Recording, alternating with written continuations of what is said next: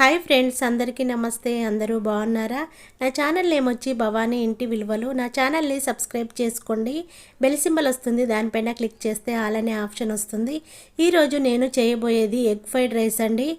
బయట రెస్టారెంట్లో కానీ, హోటల్లో కానీ, ఫాస్ట్ ఫుడ్ సెంటర్లో కానీ ఆర్డర్ ఇచ్చి మనము తింటూ ఉంటాం కదా. ఇలా అన్నాన్ని మంచిగా ఉడికించుకొని కుల్ల చేసి పక్కన పెట్టేసుకోవాలి. అన్నము విడివిడిగా మంచిగా కుల్లగా చేసి పక్కన పెట్టేసుకొని, క్యాబేజీని తీసుకొని పుల్లలుగా కట్ చేసుకోవాలి.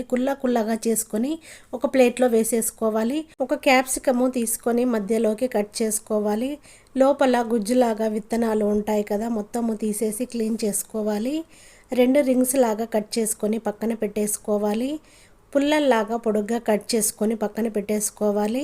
పచ్చిమిర్చిని తీసుకొని రింగ్స్ లాగా కట్ చేసుకోవాలి. చూడండి, నేను చూపిస్తున్నాను. ఇలా క్రాస్గా రింగ్స్ లాగా కట్ చేసుకోవాలి. ఫ్రైడ్ ఆనియన్స్లోకైనా నూడిల్స్లోకైనా చాలా బాగుంటుంది. 2 ఉల్లిపాయలను పొడుగ్గా కట్ చేసుకొని పక్కన పెట్టేసుకోవాలి. 2 క్యారెట్ను తీసుకొని పైన ఫీల్ అంతా తీసుకోవాలి. నేను చూపిస్తున్నాను చూడండి. ఇలా క్యారెట్ని సిప్స్ లాగా కట్ చేసుకోవాలి. నేను చూపిస్తున్నాను చూడండి.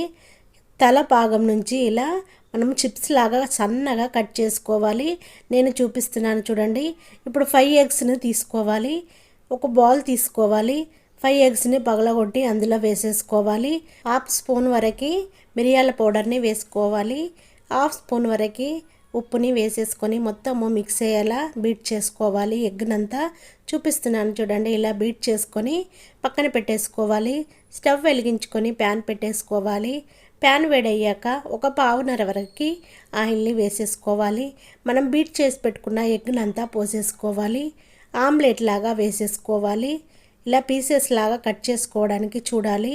మొత్తము ఆమ్లెట్నంతా పీసెస్ లాగా కట్ చేసుకొని మంచిగా ఫ్రై చేసుకొని ఒక బౌల్లోకి తీసుకోవాలి.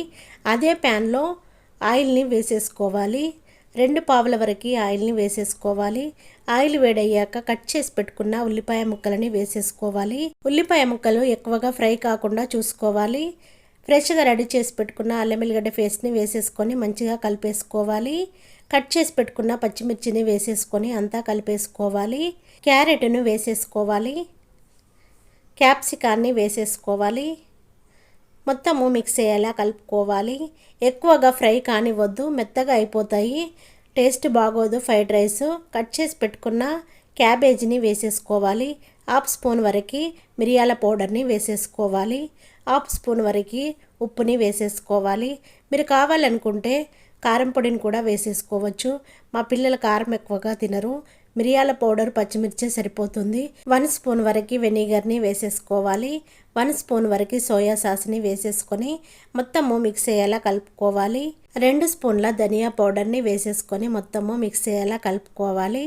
ఉడికించిన అన్నాన్ని వేసేసుకొని మొత్తము మిక్స్ అయ్యేలా కలుపుకోవాలి. ఒక 30 మినిట్స్ వరకు మంచిగా ఫ్రై చేసుకోవాలి.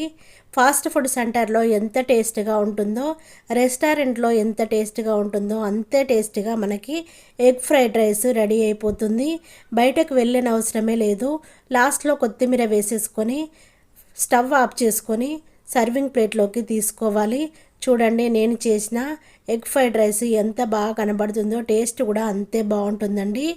నేను క్యాప్సికమ్ రింగ్స్తోనే గార్నిష్ చేశాను. టేస్ట్ మాత్రం చాలా బాగుంటుంది.